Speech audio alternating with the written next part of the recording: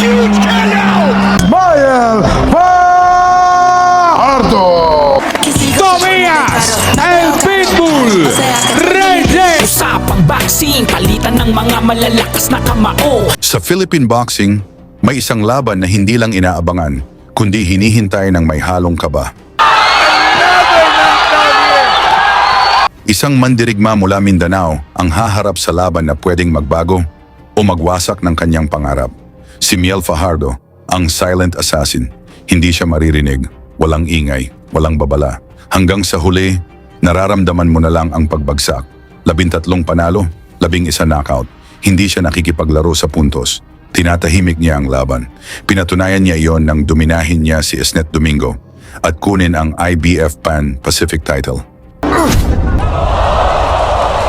Pero sa mundong ito, ang nakaraan mabilis mabura at ang respeto kailangan mong ipaglaban sa bawat laban. Dahil ngayong April 12, 2026, papasok siya sa pinakamahirap na yugto ng kanyang karera. Isang IBF title eliminator, isang hakbang papunta sa World Championship o isang pagkakamali na pwedeng magpatigil sa lahat.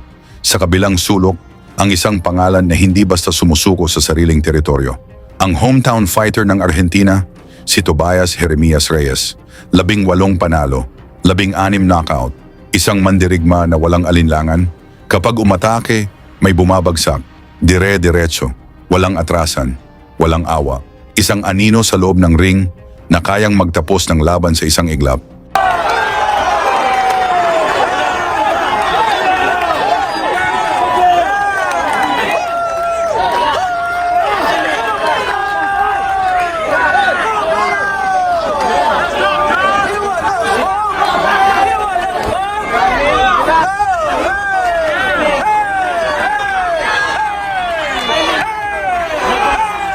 Dalawang knockout artist, isang laban na pwedeng matapos bago pa man ito tuluyang magsimula. Pero para maintindihan kung bakit kinatatakutan si Fajardo, balikan natin ang isang gabi na halos hindi na umabot sa oras. Isang laban na tinapos sa loob ng ilang segundo. A huge KO! Sa kanyang harapan, isang perpektong knockout fighter mula Thailand, si Sarawut Jamtong, isang pangalan na walang bahid ng pagkatalo. Isang fighter na pinalilibutan ng sariling crowd, malakas, kumpiyansa, at sigurado sa sarili. Pero sa gabing iyon, may isang pagkakamali siyang nagawa. Hinarap niya si Fajardo.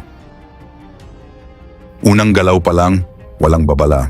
Isang kaliwa ang sumabog. Malinis, diretso, walang awa. At sa isang iglap, bumagsak ang Thai fighter. Parang poste na pinutol. A huge KO! A huge KO! Natahimik ang arena, napuno ng kaba ang mga fans, at bago pa man makahabol ang oras, tinapos na ng referee ang laban. Knockout. 7 segundo. Ganun kabilis, ganun kalupit. Sa gabing iyon, at isang malinaw na mensahe ang iniwan, may paparating na panganib sa dibisyon. Isang tahimik, pero nakamamatay. Ngayon, panibagong laban, panibagong panganib, panibagong pagkakataon. Ang tanong, handa na ba si Miel Fajardo na maging world champion? Ilagay niyo sa komento ang inyong sagot at isama kung saan kayo nanonood para malaman natin saan umabot ang suporta ng ating mga kababayan sa laban ni Fajardo kontra Reyes para sa IBF Eliminator.